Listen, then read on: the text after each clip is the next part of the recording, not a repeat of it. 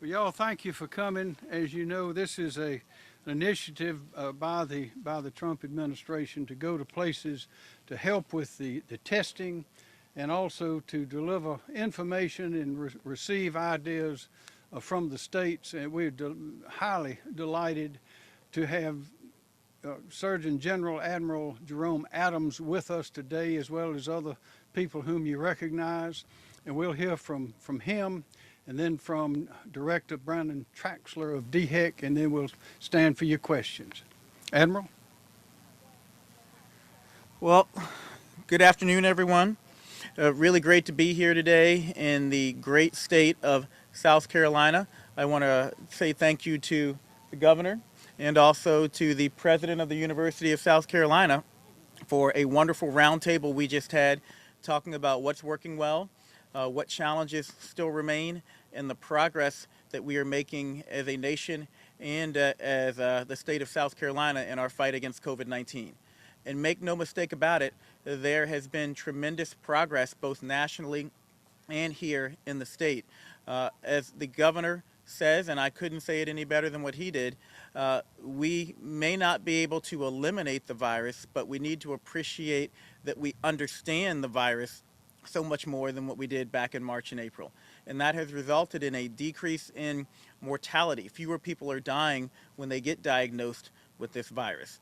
A decrease in length of stay in hospitals. We now have surpassed over 100 million tests. The president just talked about this, and so more cases are being diagnosed. And we are slowing spread of this disease with what I call my 3 W's. Number 1, washing your hands frequently and thoroughly.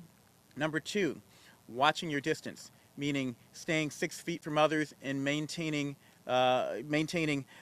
consciousness about whether or not you're going to be in crowded indoor spaces. And then number 3, wearing a mask.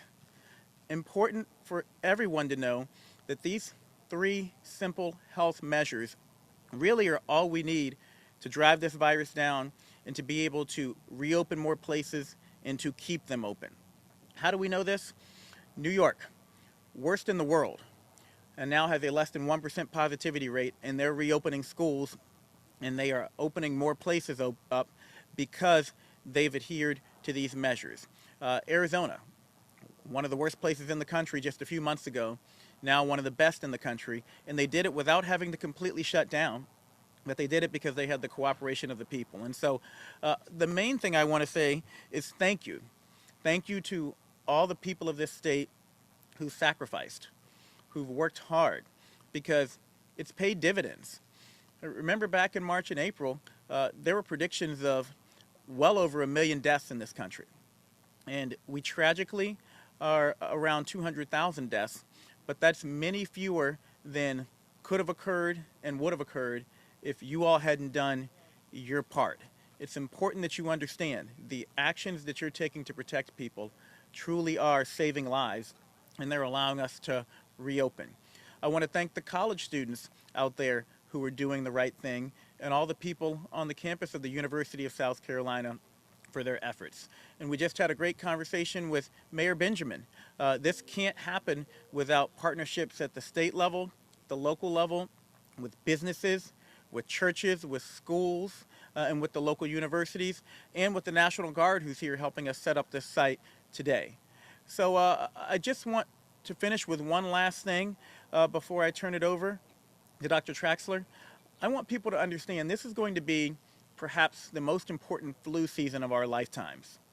It is critically important that we not have a bad flu season on top of a bad COVID season, because it could overwhelm our healthcare systems, and it will also confuse our ability to be able to screen for COVID. Here's what I mean. Many places that you're going into now do a symptom check, or they do a temperature check. And if you screen positive, they're not going to let you in. And if you have severe symptoms, they may have to contact trace everyone you've been in contact with and shut down that institution. Well, if you're coming in with flu that could have been prevented by taking a vaccine and you screen positive, then it's going to cause a lot of trouble for you and for the institutions you're trying to encounter. We can truly help our communities, save ourselves, and save others by getting a flu vaccine this year. Also important to get in the habit of doing the right things, because we know that people who get their flu vaccines are going to be more likely to get a COVID vaccine